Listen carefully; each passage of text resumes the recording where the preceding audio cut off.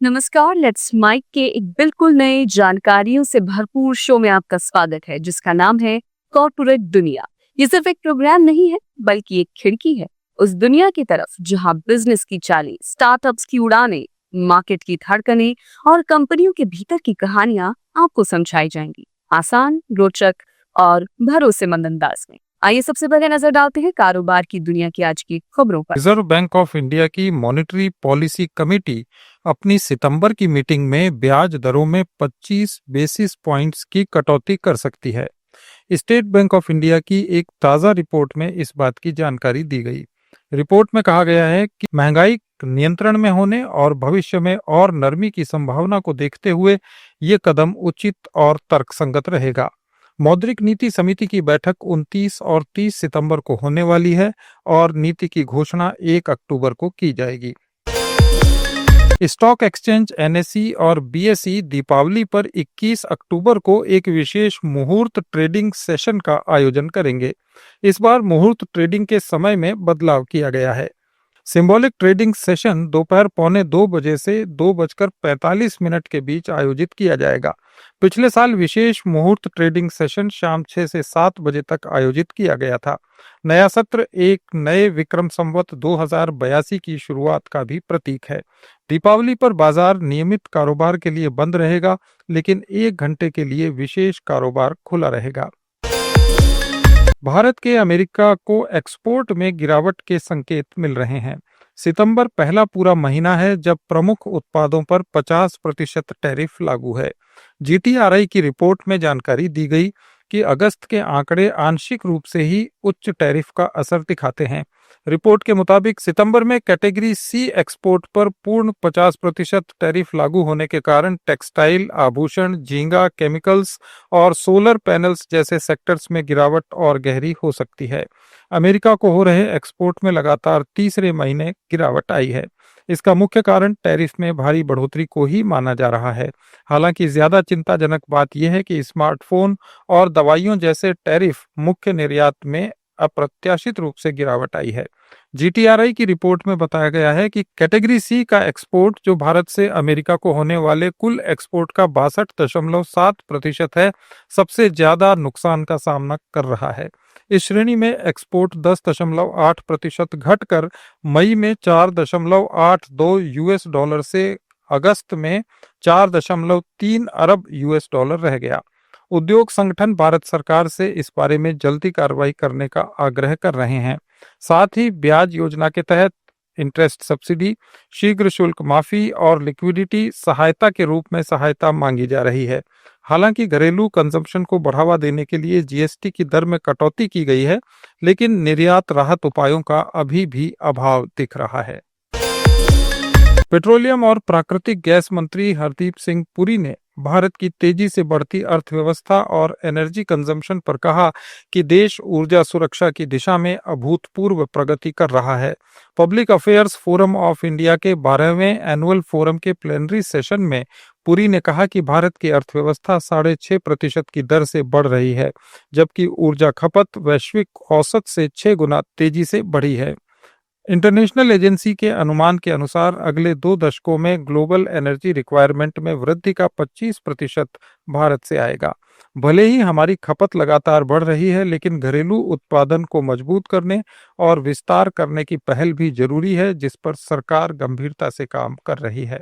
Your economy is growing at let's say 6.5 to 7% and your energy consumption, the rate of growth is 3 times the global average. And you have a situation where the international agency says that in the next 2 decades, next 20 years, 25% of the global increase in demand for energy is going to come from India. Then you can have a situation where imports are growing up, but your consumption is going so much faster, but ENP is also going up. We have 72 discoveries which have been reported to the Director General of Hydrocarbons. But Navika ji, and something more serious than that, which I must share with you, that today we are in the happy situation where the legislative framework changes have been revolutionized. We have a 3.5 million square kilometers of sedimentary basin. 1 million of that was what is called a no-go area, which because sometimes DRDO said we have to fire launches from here. Somebody said this is Coast Guard. We freed it all up. 80% of the bids in OALP round 9 is it came in that 1 million square kilometers, and I'm sure that 100% of the bids for OALP 10, which is the ongoing one, will come in that 1 million square kilometer. Mumbai और पुणे में कमजोर मांग के कारण देश के 9 प्रमुख शहरों में जुलाई से सितंबर के क्वार्टर में घरों की बिक्री 4% घटकर 1 लाख यूनिट्स रह सकती है। प्रोपेक्विटी के जारी आंकड़ों के मुताबिक जुलाई से सितंबर के दौरान 9 शहरों में घरों की बिक्री 4% कम होकर 1,370,000 यूनिट्स तक हो जाएगी। पिछले साल इसी दौरान ये आंकड़ा 1,05,081 यूनिट्स था। मुंबई, नवी मुंबई, ठाणे और पुणे में आवासीय संपत्तियों की बिक्री में गिरावट आ रही है। हालांकि दिल्ली एनसीआर, चेन्नई, बेंगलुरु, हैदराबाद और कोलकाता में मांग ज्यादा रहेगी। रिपोर्ट के मुताबिक नई पेशकश लगातार कम होने के बावजूद आवास बाजार मजबूत बना हुआ है। देश के बुनियादी क्षेत्र का उत्पादन अगस्त में 6.3% बढ़ा। पिछले साल इस महीने में उत्पादन में 1.5% की गिरावट दर्ज की गई थी। ऑफिशियल डेटा के अनुसार कोयला, इस्पात और सीमेंट के उत्पादन में विस्तार के कारण भारत के 8 प्रमुख बुनियादी ढांचा क्षेत्रों की वृद्धि दर अगस्त में 13 महीने के उच्चतम स्तर पर पहुंच गई। जुलाई में कोर सेक्टर की उत्पादन वृद्धि दर 3.7% थी। इस फाइनेंशियल ईयर के अप्रैल से अगस्त के दौरान 8 बुनियादी ढांचा क्षेत्रों में 2.8% की बढ़ोतरी हुई, जबकि पिछले साल इसी दौरान ये बढ़ोतरी 4.6% थी। केंद्रीय आईटी मिनिस्टर अश्विनी वैष्णव ने जोहो कॉरपोरेशन के स्वदेशी सॉफ्टवेयर सूट को अपनाने की घोषणा की। ये सॉफ्टवेयर दस्तावेज, स्प्रेडशीट और प्रेजेंटेशन के लिए एक समग्र प्लेटफॉर्म प्रदान करता है। वैष्णव ने एक्स पर एक वीडियो साझा किया जिसमें वे जोहो राइटर, जोहो शीट्स और जोहो प्रेजेंटेशन का उपयोग करते दिखाई दे रहे हैं। उन्होंने भारतीय नागरिकों से अपील की कि वे स्वदेशी उत्पादों और सर्विसेज को अपनाएं, जिससे देश की डिजिटल इकोनॉमी को मजबूती मिले। Office suite, it's phenomenal. I am so impressed with the capabilities of Zoho Writer, Zoho Sheets and Zoho Presentation. This is really good. I think I'll be shifting to Zoho at the earliest. GST की नई दरें 22 सितंबर से लागू हो गईं। अब GST के 5% और 18% के सिर्फ 2 स्लैब रह गए हैं। नई दरें लागू होने के साथ ही रसोई के सामान से लेकर दवाइयां, गाड़ियां, कपड़े, मकान खरीदना या बनवाना, बीमा प्रोडक्ट्स, एसी और टीवी जैसे कई प्रोडक्ट सस्ते हो गए हैं। इसके अलावा दूध के टेट्रा पैक, रोटी, खाखरा, हेल्थ और लाइफ इंश्योरेंस प्रोडक्ट्स, पढ़ाई लिखाई से जुड़ी कुछ चीजें और 33 से ज्यादा जीवन रक्षक दवाओं को जीएसटी से मुक्त कर दिया गया है।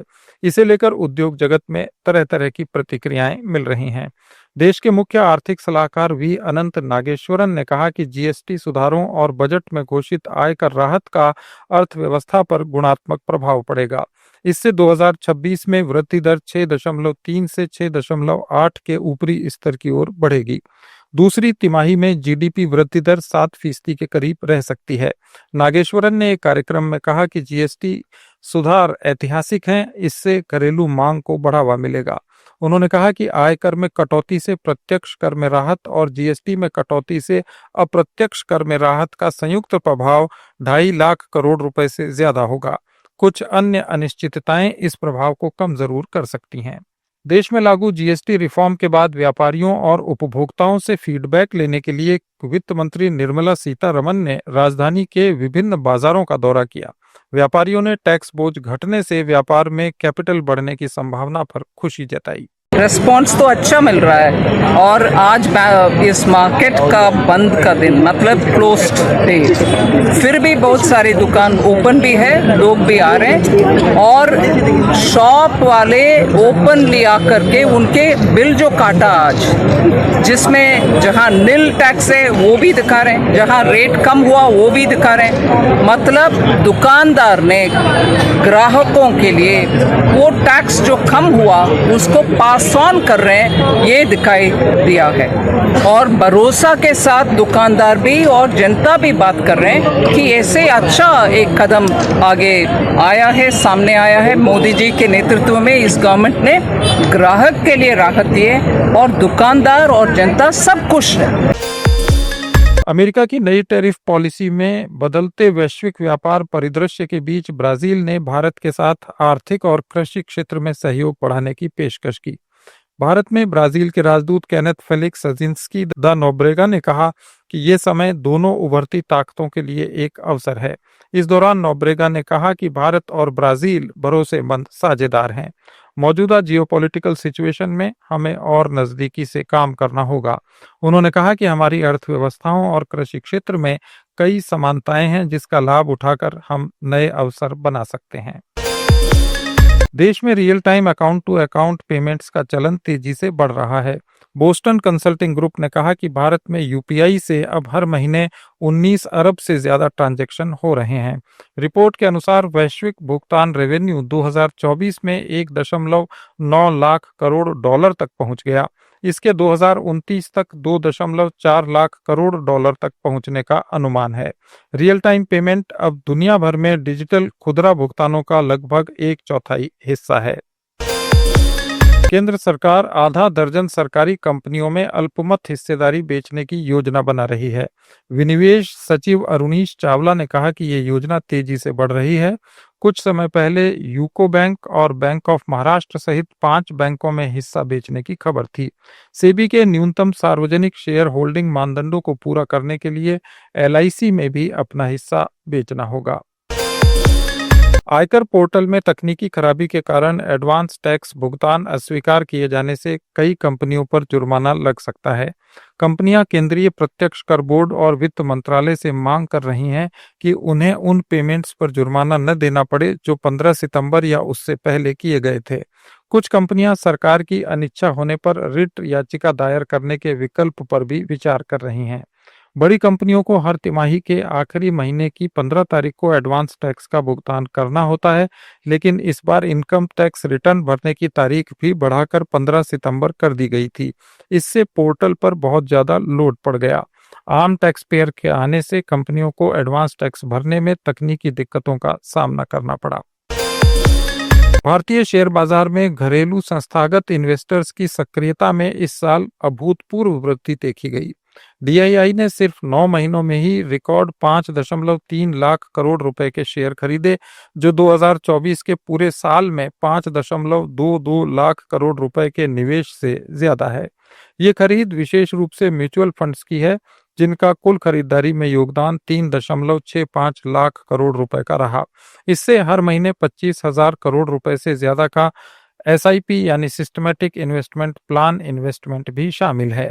म्यूचुअल फंड्स के अलावा बीमा कंपनियों और पेंशन फंड्स ने भी 1 लाख करोड़ से ज्यादा का निवेश किया। बाकी का निवेश portfolio managers, alternative funds, bank और दूसरी संस्थाओं से आया।